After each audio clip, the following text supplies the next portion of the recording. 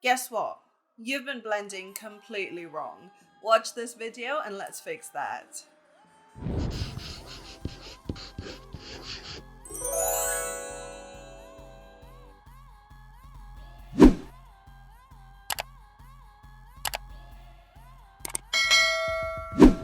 I can't tell you how many times I've been asked to do a video about blending, mostly because I can't find the request, but I swear they're out there somewhere. But today we're going to talk all about blending in your favorite digital painting program. Doesn't matter whether you paint characters or environments, you probably use a lot of blending, and 9 times out of 10, you end up painting the blended things back in because you over-blended. Yeah, I see you.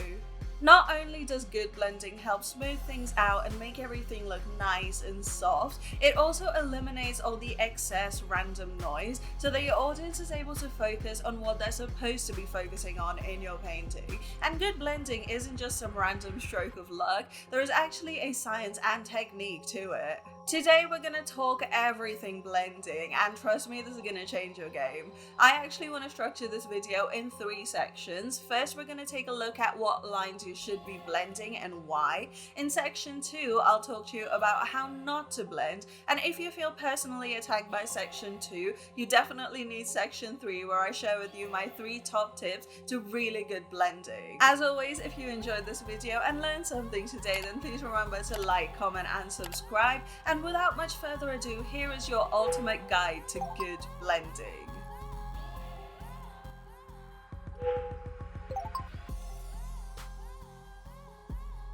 When it comes to blending, there is often a fine line between smooth and shapeless, and the question is whether that fine line should be blended or not. Today we're going to take a look at some value and color spheres and cubes for the first couple of sections, and then see these concepts in action in part 3. For now though, I've got 3 shapes here: a grayscale sphere, a colorful sphere, and a colorful cube. We're gonna assume the light is coming from the top left, and it's just a single white light source just to keep things easy.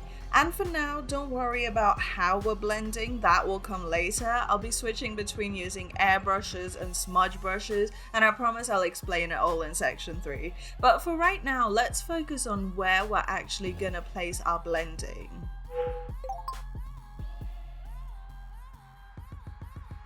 In our grayscale sphere, we see a highlight zone right where the light hits, then we have midtone around it, and that eventually leads to our core shadow. However, this is a sphere and we want it to have a smooth, rounded surface. Having all these edges actually makes the surface look too choppy and textured, so we do need to get rid of some of the edges. The easiest, most foolproof edge to blend is one that lies within a value zone.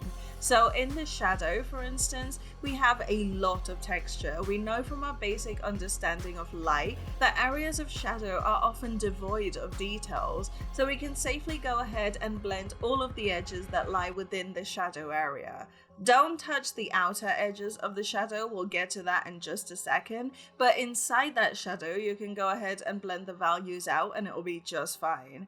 We can do the same thing with the brightest highlight too. We can blend the edges inside the boundaries of the highlight. Because there is so much direct light hitting the highlight area, you don't see any shadows, which are the primary indicator of texture, and no texture equals no hard edges, so you can go ahead and blend these areas no problem. Where things get a little tricky is in the midtone. Here you have enough light to see details and enough shadow to see texture. So how do you find balance? Well, the best way is to leave a ring of hard edges around the outer edges of the midtone area and only blend the central core of it. Why? Because the edges of the midtone are where the plane shifts. We'll come back to this in a little bit, but as far as values are concerned, blend inside the shadow, blend inside the highlight, and blend a smaller area at the center of the midtone, leaving a ring of edges just at the boundaries of the midtone.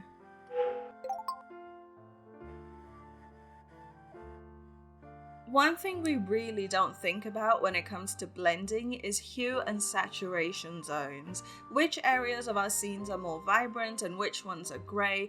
In my experience, the more I blend saturated and unsaturated colours together in my work, the more prone I am to having muddy colours. So the edges you should be blending are the ones that lie within a zone of similar hue or saturation.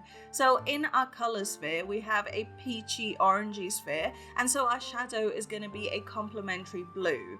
You'll see that the blue is rather desaturated, but there is a ring of high saturation in the peach midtone. As you saw, if I blended all the way across from peach into blue, it just makes everything look super muddy. Instead, we're going to keep those edges between the two hues and only blend within the peach and within the blue. And even then, we're only going to blend across the mid to high saturation areas and the low to mid saturation areas. We're never going to blend between the low and high saturation areas together. Does that make sense? I hope it makes sense. Now, I'm not saying you can't have a gradient from grey to a highly saturated colour, but it'll just look like a much nicer gradient if you preserve some edges in there.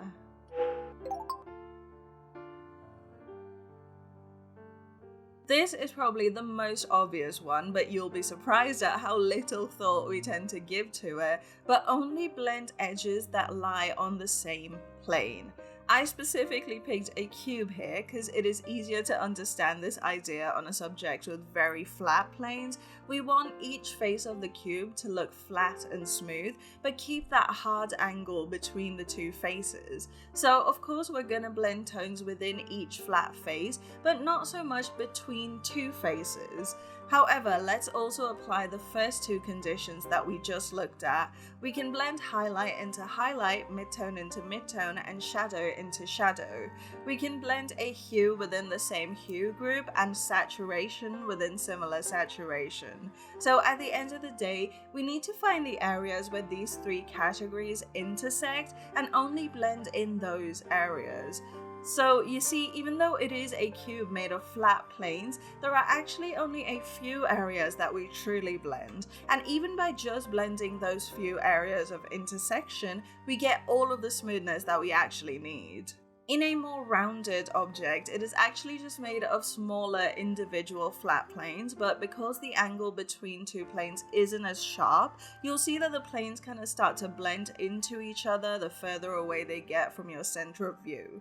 But anyway, this is not a form tutorial, we're here to blend. So let's go ahead and dive into section 2.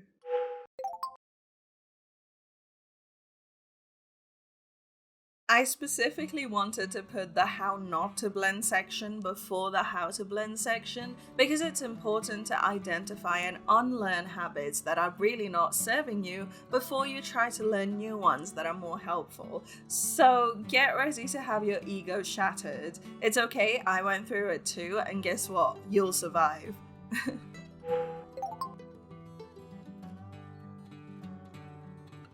The most common issue with blending tends to be that you end up over-blending, and as a result, your painting somehow looks flat and rounded at the same time. This is most likely because you're blending across crucial form lines. In a cube, this is easy to identify because pretty much all of your form lines are around the edges of the planes. Even if you do blend some parts of the edge for stylization, make sure that the vast majority of the edge is still visible and you'll be good. With spheres, this gets tricky because we don't exactly have form lines. Spheres have rounded surfaces, so overblending is a super easy mistake to make. And spheres are everywhere, bro, like the apples of the cheek, the fingertips, the shoulders and knees. They are literally everywhere, and it is important to know which lines to blend and which ones to leave alone. And this is where section 1 comes in. Go through the checklist of value, color, and plane, see which of these factors you have visible in your sphere, and use those concepts to blend rather than just blending all the way across and ending up with a flat, messy looking blob. So whatever you do, do not blend away all of the form lines.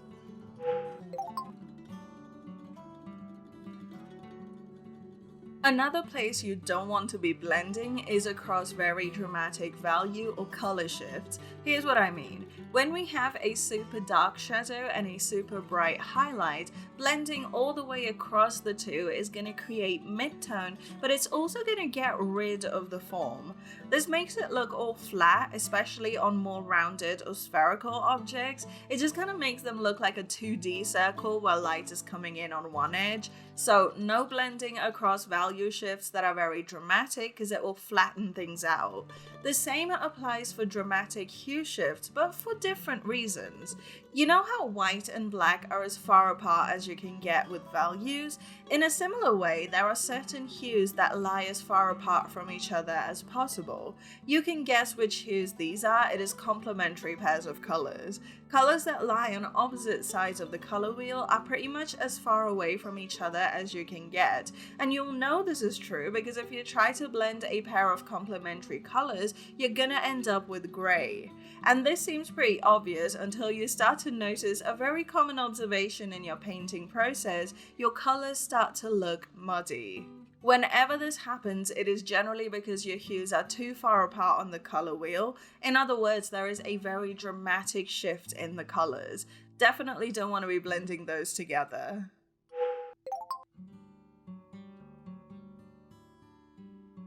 Let me tell you about my rocky relationship with the airbrush tool. There was a time I absolutely hated its guts. What kind of brush doesn't have an edge, right? And it bugged me to no end when I watched tutorials where they were like, oh, and I just blend using a soft airbrush to create a seamless mix. Excuse me? The airbrush actually cooperates with you? But it wasn't until the Shell E-Style study back in the early days of this channel that I actually understood why I hated the airbrush so much. It is because I was being too heavy-handed with it. Here's what I used to do to try and blend with an airbrush. Grab one color, put down an opaque stroke, then grab another color and put down an opaque stroke next to it, then try and color pick the color in between and put down another opaque stroke, and rinse and repeat. Not only did this take 20,000 years to blend a little 10 pixel area, it also looked really flat and choppy. I'll tell you in section 3 how to properly use the airbrush, but like I said, we first need to unlearn bad habits. So whatever you do, do not use an airbrush and heavy pressure and expect it to be a seamless blend.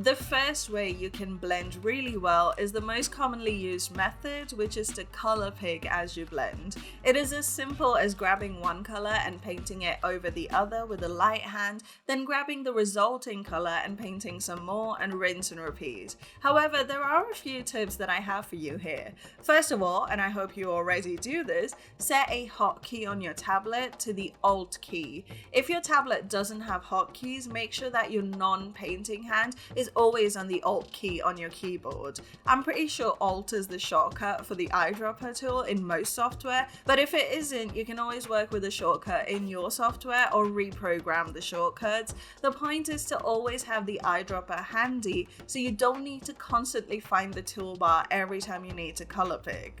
The other tip is to use a hard edge brush when you're blending. No matter whether your brush is flat or textured, it is always better to use one with a defined edge. This is because as you color pick and paint, it is going to create loads of extra edges for you. What that does is give you a lot more choice. If it is too edgy, you can always blend it out smoother, but if it's too smooth, you really can't bring the edges back without repainting the whole thing. So trust me on this, if you're color picking as you paint, make sure you're sticking with a hard edge brush alpha.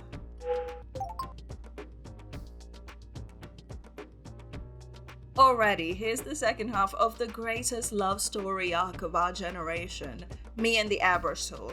There are two important tips when it comes to blending with an airbrush that I learned along the way. The first, of course, is to use a softer hand for lower opacity. You want there to be some transparency in order to create that soft gradient from one color to the next. You can always color pick as you go along, and that way it is even smoother. But the second tip is what really changed my mind after the Shell E video. When you're trying to soften out skin, especially, you don't just want to color pick nearby colors and blend. You actually want to pick the highlight tone in the skin, not the specular highlight, but the brighter skin tone that you have. And then you want to use this to very softly go over everything in the highlight and midtone area, and then you can color pick and blend as usual. Why go through that much effort? Because it creates that translucent layering effect that makes the skin look so alive, like there is color blooming out from underneath the surface of the skin. Besides, it very softly evens out the skin tone, so you don't have too much smoothing out left to do with extreme values. And that, kids, is how I met your mother, the airbrush.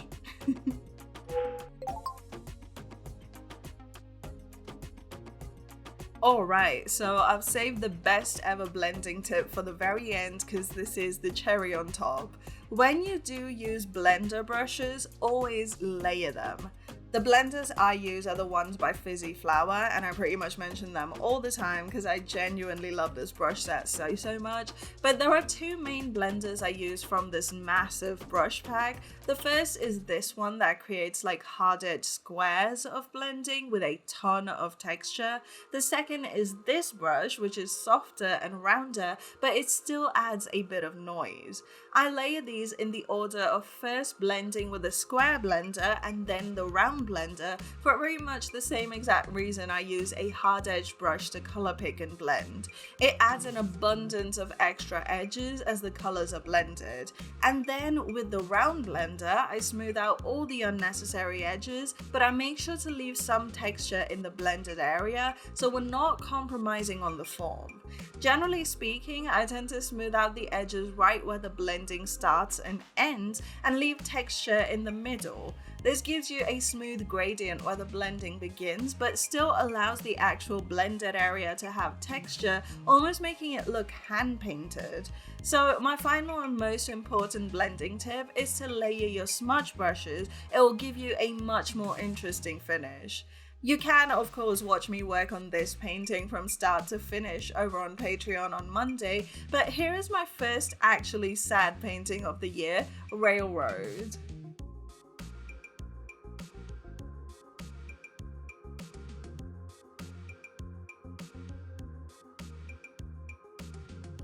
And there we have it, you are officially a blending god.